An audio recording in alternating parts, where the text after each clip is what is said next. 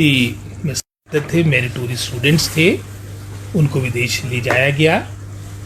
प्रदेश की बात की है, जैसे पहले भी कहा कि प्रथम बार इस तरह अधिकतर राजनेता या हमारे ब्यूरोक्रेट्स बाहर जाया करते थे, लेकिन हमारा जो ये एक सोच बनी कि हमने बच्चों को भी, विशेषकर जो हमारे मेरिटोरियस स्टूडेंट है, और मात्र आपके एकेडमिक एक्टिविटीज़ में नहीं, इसके अलावा भी उदाहरण के तौर पे जिन्होंने राष्ट्रीय स्तर पर हमारे सांस्कृतिक कार्यक्रम जो राष्ट्रीय स्तर पे होते उसमें प्रदेश को मैं समझता हूँ एक प्रमुख स्थान हमें मिला है।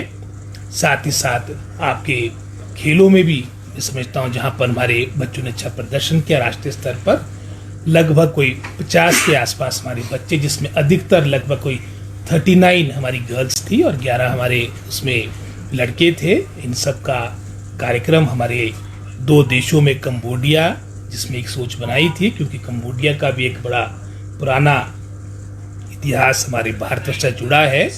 सबसे बड़ा मंदिर जो हमारा हिंदू धर्म का है वो आपका अंगोर वट में है। उसके अलावा भी जो वहाँ के जो वर्ल्ड हेरिटेज साइट्स थे वहाँ का भी उन्होंने भ्रमण किया। और उसके उपरांत सिंगापुर जो एक छोटा राष्ट्र होने के बावजूद भी विकास के दृष्टिकोण से पूरे अंतर्राष्ट्रीय स्तर पर विश्व में एक अलग अपना स्थान रखता है। वहाँ की प्रगति, वहाँ का उत्थान, वहाँ की सारी मैं समझता हूँ जो मानक है उसको देखकर एक अच्छा एक्सपोजर बच्चों का रहा है। और मैं इसको अपना जो ये 2 वर्ष का कार्यकाल है एजुकेशन मिनिस्टर रहा, उसमें प्रमुख जो एक मैं समझता हूँ सुधार है या जो हमने कदम उठाए हैं उसमें इसको मैं सबसे प्रमुख मानता हूँ। एक समझौता ज्ञापन पर हस्ताक्षर हुए हैं, उसके बारे में बताएं। हमारा जो वहाँ पर प्रिंसिपल एकेडमी है, पिछले वर्ष भी लगभग कोई 200 से अधिक हमारे टीचर्स, अधिकतर हमारे एलिमेंट्री एजुकेशन के, हायर एजुकेशन के लगभग कोई 218 के आसपास अध्यापक गए थे। उनके साथ भविष्य में एक समझौता, एक इकरारनामा जिसमें हमारे प्रदेश स्तर से हमारे जो एसपीडी है, डायरेक्टर समग्र शिक्षा है, उनके द्वारा इसको साइन किया गया। और जो वहाँ पर लोकल जो प्रिंसिपल एकेडमी के हमारे मुखिया है उन्होंने इस पर हस्ताक्षर किए। और उसके मुख्य बिंदु यही थे कि भविष्य में जहाँ वर्तमान में हम अपने सैकड़ों टीचरों को वहाँ भेज रहे हैं, आने वाले समय में इस तरह की व्यवस्था भी हो कि प्रिंसिपल एकेडमी के जो वहाँ पर हमारे फैकल्टी के जो टीचर्स हैं जो फर्दर आगे इनको ट्रेनिंग देते हैं वो हिमाचल में आए।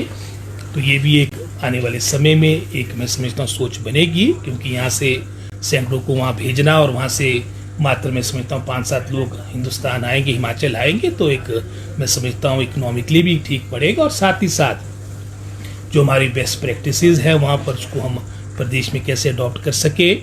और जो ट्रेनिंग प्रोग्राम्स में हमारे चाहे समग्र शिक्षा की बात हो, प्रदेश सरकार की बात हो, चाहे गवर्नमेंट ऑफ इंडिया की योजना से भी जो प्रदेश सरकार को योजनाएं आती है, ट्रेनिंग का जो कंपोनेंट है उसको और किस तरह से बेहतर किया जा सके, उसको रिस्ट्रक्चर करने की भी बात कही गई है। और इन सभी बातों को लेकर मैं समझता हूँ हमारा ये एमओयू हुआ और उसका कोई प्रदेश सरकार पर, हमारे पर कोई आर्थिक वहन नहीं पड़ेगा, ये हमने उसमें स्पष्ट किया है। सर, स्कूलों का दौरा किया आप लोगों ने, वहाँ पर क्या चेंजेस आपको लगे, यहाँ और वहाँ में किस चीज़ों को लेकर अंतर लगा? अंतर तो बहुत है। लगभग संख्या वहाँ पर अगर आप जनसंख्या की बात करेंगे लगभग 60 लाख के आसपास है। और उसके अलावा जो वहाँ पर बाहर से लोग आते, क्योंकि जो ज्वाइनिंग कंट्रीज है, मलेशिया है, इंडोनेशिया है, वहाँ पर जो काम करने आते हो, चलो एक अलग पॉपुलेशन, जो लोकल वहाँ की पॉपुलेशन लगभग 60 लाख के आसपास है। और अगर आप स्कूल्स की बात करेंगे पूरी, क्योंकि अधिकतर वहाँ पर जो प्राथमिकता है वहाँ पर भी सरकारी स्कूलों को है, वहाँ पर लगभग टोटल आपके लगभग कोई 250 के आसपास प्राथमिक पाठशालाएं हैं। सेकेंडरीज आपके लगभग कोई 150 के आसपास होगी। लेकिन ये निश्चित है कि वहाँ पर जो इनरोलमेंट है वो 1000-1500 के आसपास है। जो हमारी एवरेज स्कूल ऑफ साइज है, अगर आप विकसित राष्ट्रों की बात करेंगे, चाहे उसमें चाइना है, चाहे अमेरिका है, लगभग 550 इनरोलमेंट प्रति स्कूल है। और अगर आप उसको कंपेयर करेंगे पूरे राष्ट्र में जो औसत बनती है वो लगभग कोई 150 के आसपास बनती है। और वही तुलना अगर हम हिमाचल प्रदेश में करेंगे, ये लेस देन 50 है, लगभग कोई 48 के आसपास हमारी एवरेज स्कूल का साइज है।